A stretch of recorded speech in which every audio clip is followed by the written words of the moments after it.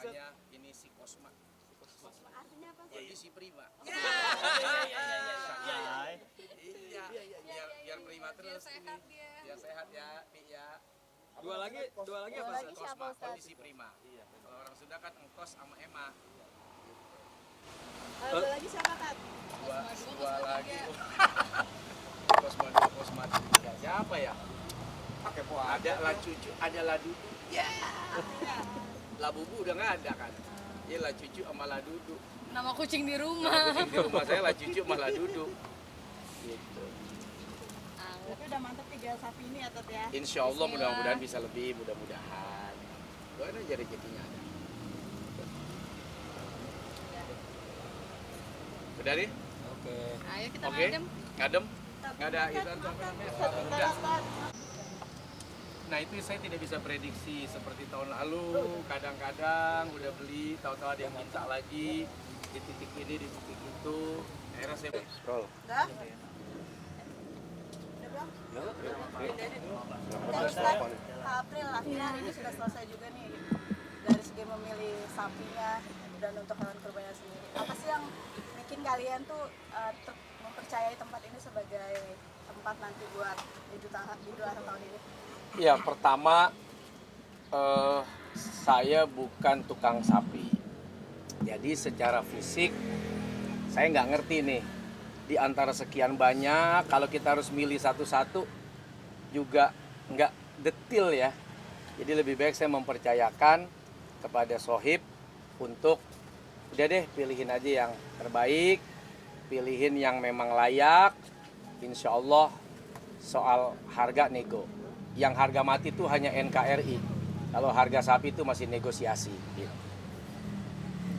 Jadi alhamdulillah ya di sapi berkah inilah insya Allah dipilihkan yang terbaik ya bro. Ya itu aja sih, yakinnya begitu saya. Gitu. Kalau ditanya, ini apa? Saya nggak ngerti itu diantara yang lain gitu. Cara memilah-milih. Ya kalau mungkin motor, mobil masih kelihatan ya lecetnya masih kelihatan. Kalau sapi kan bingung kita. Nah kita harus percayakan pada si pemilik atau si penjualnya gitu. Berarti setelah dipercayakan, tadi juga udah melihat sapi-sapi dan akhirnya memilih itu berarti memang sudah yang menurut Ustaz dan Gabriel Iya. terbaik lah gitu ya. Ya pada saat kita mempercayakan, kita harus yakin bahwa ini yang terbaik dan ini yang sesuai dengan apa yang kita mau gitu ya. Dari sekian banyak saya juga nggak tahu mana yang best of the bestnya, tapi buat saya itu udah cukup lah. Udah cukup sementara kita dapat pilihan yang terbaik. Mungkin Ustaz sendiri memaknai dari Idul Adha dan kurban seperti apa? Ya, Idul Adha adalah hari raya di mana kita dianjurkan oleh Nabi untuk berkurban. Kita menyembelih hewan kurban. Di sana ada hablum minallah, di sana juga ada hablum minannas. Bagaimana hubungan dengan Allah? Kita mau menyisihkan ya, harta yang dititipkan oleh Allah untuk kita kembalikan lagi sebagai bentuk taqarrub. Kurban itu kan artinya dekat, agar kita lebih akrab lagi, lebih dekat lagi dengan Allah. Yang kedua, dagingnya, tulangnya bahkan buntutnya mungkin itu bermanfaat bagi tetangga-tetangga kita, teman-teman kita, saudara-saudara kita. Nah sehingga hablum minallah, hablum minannas itu bisa terjalin. Walau mungkin istilahnya setahun sekali lewat ibadah kurban. Tapi dengan adanya ibadah kurban, itu satu kampung bisa ngumpul tuh. Sapinya misalnya satu, itu yang ngumpul bisa 10 RT tuh. Ya, yang ngumpul bisa 2 RW tuh. Keren banget gitu loh. Jadi ibadah yang bisa ngumpulin sebanyak itu manusia. Bahkan dari pagi sampai sore sampai ke hari tasyrik tuh. 13 Zulhijjah. Kalau Idul Fitri kan pagi doang kita ngumpul. Tapi Idul Kurban, waduh, pagi, siang, sore, malam, malamnya nyate. Itu satu kampung tuh, satu sapi bisa ngumpulin satu kampung. Nah, ini ibadah yang luar biasa. Mampu memberikan semangat kekeluargaan di antara kita. Nah nanti untuk tahun ini sendiri Ustaz nanti akan dipotong di mana dan akan dibagi-bagikan kemana aja sih?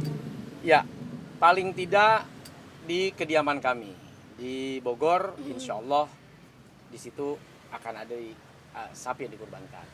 Selebihnya nanti di beberapa titik usaha-usaha kami. Kak April sendiri bagaimana nih? Hari ini terjun langsung ikut Ustadz untuk memilih sapi gitu, dan nanti akan repot juga mungkinnya di hari H juga ikut berbagi-bagi sendiri, seperti apa maknanya? Seru sih, biasanya memang tiap tahun. Jadi kita juga panggil RT setempat, ustadz setempat untuk nyembelih kan. Habis nyembelih ya udah semuanya pada ikutan ngebagi-bagiin. Jadi biasa di rumah nanti rame banget gitu, tetangga-tetangga semua datang, semua ngebantuin gitu ya, saling gotong royong lah untuk ngebagiin, karena kan lumayan nih kalau sapi gede ini bisa berjam-jam kan. Iyalah. Sayatinnya terus bagi-bagiinnya, Betul. beberapa kilonya ditimbang semuanya jadi rata. Biasanya kalau orang yang berkurban itu Ustadz, dalam pembagian hewan sapinya sendiri seperti apa sih Ustadz? Ya paling tidak kan sepertiga ya, paling tidak sepertiga. Tapi kalau saya kebanyakan lah sepertiga. Saya mah 2-3 kilo udah cukup.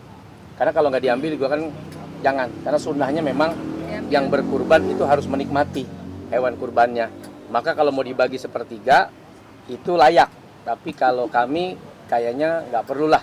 Cukup ibaratnya saya bilang sama April, ya mau dikasih sekilo 2 kilo juga kami terima gitu. Yang penting ada berkah dari hewan yang dikurbankan gitu. Tapi kadang-kadang panitia yang memberikan juga selayaknya, sepantasnya. Walaupun kami bilang kasih ke kita jangan kebanyakan ya, selebihnya yang paling banyak buat orang-orang aja, buat warga gitu. Tapi Ustadz ikut nyembelih juga Mas? Biasanya nyaksiin saya ikut, tapi kalau buat nyembelih kayaknya seumur saya belum pernah nyembelih tuh. Dan saya takut sampai sekarang buat menyembelih hewan kurban. Takut saya. Ada rasa trauma atau bagaimana dari segi ketakutan? Lebih nggak tega. Jadi kayak nggak tega gitu. Iya, jatuhin nih.